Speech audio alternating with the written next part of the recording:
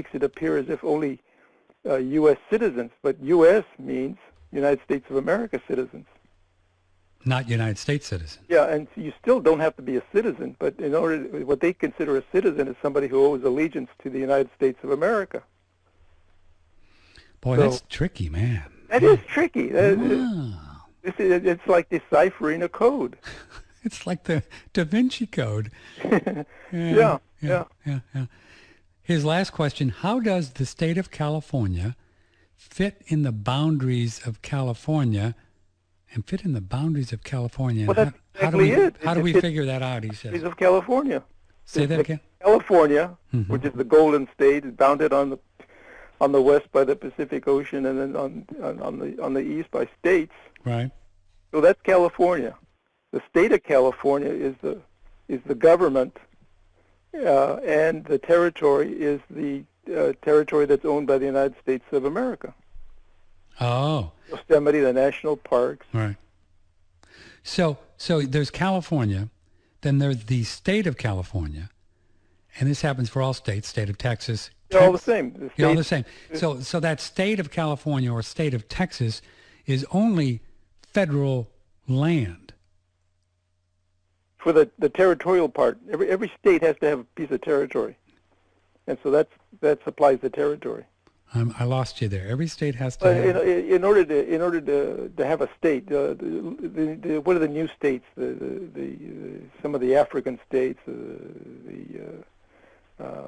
Antarctica could never be a state because it doesn't have any population. So you have to have three things: you have to have population, you have to have some kind of legal system, and then you have to have territory. That's a state. Mm-hmm.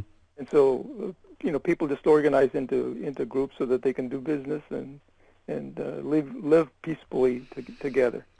So they have to do that on a piece of ground. So that's the territory.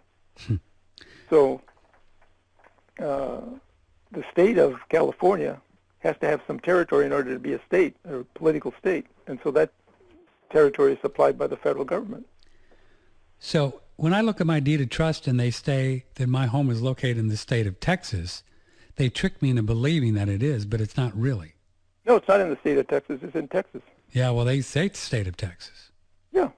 Yeah, because that's so they want authority over it. Yeah. That's why That's why they do the property tax. That's how they do property tax.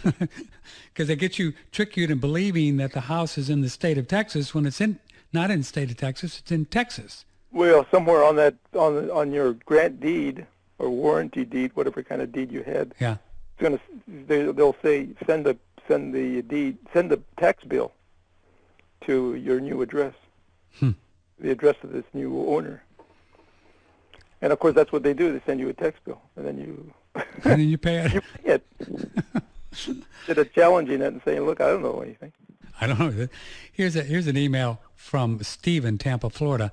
Andrew Goss, who's a regular guest on our show, at times has mentioned an old way to own your land outright with a special deed. I can't think of the name of the action. Does Mr. Rivera know what I'm asking about? Well, ownership is a claim. You have a claim that's better than anybody else. And so all that your title is a collection of those claims, of those evidences of your ownership of your title.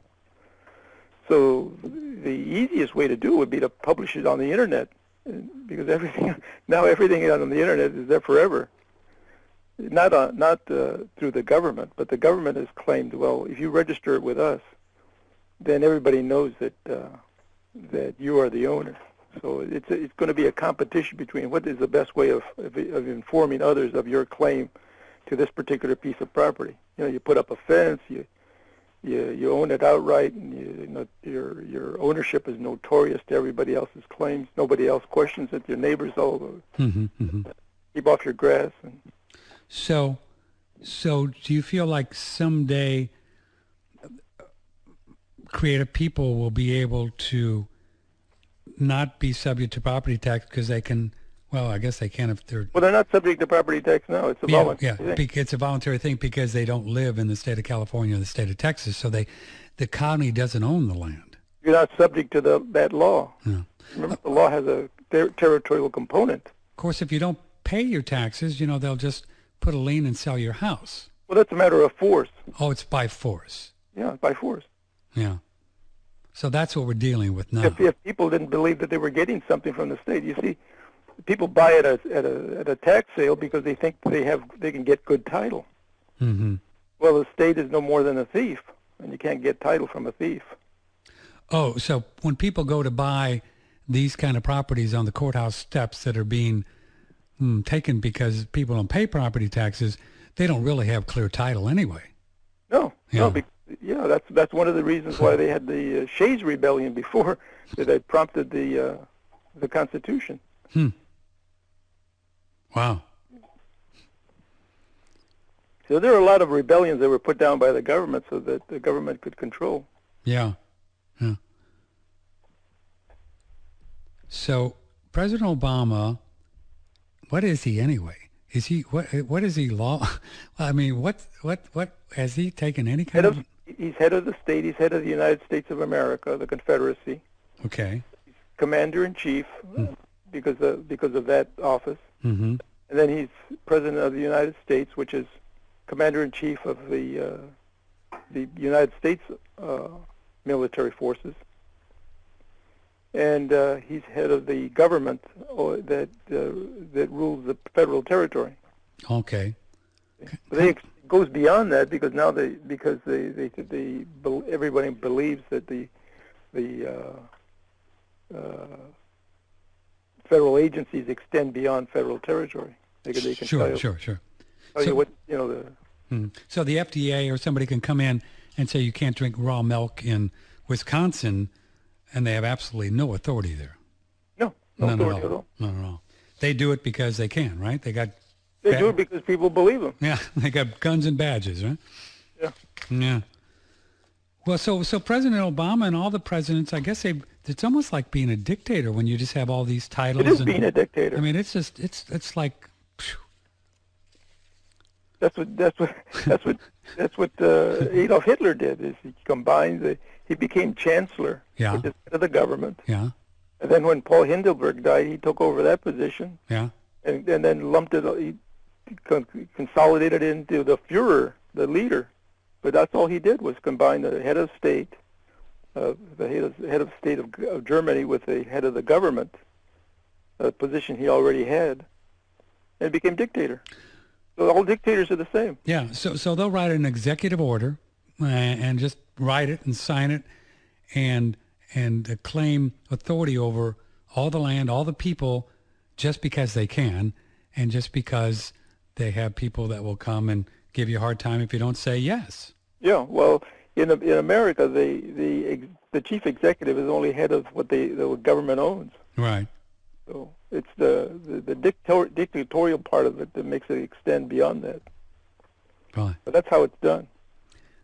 Because two persons should not hold the same office, or these two offices, they should not hold them together. Sure. The President of the United States and the President of the United States of America. Yeah. Yeah.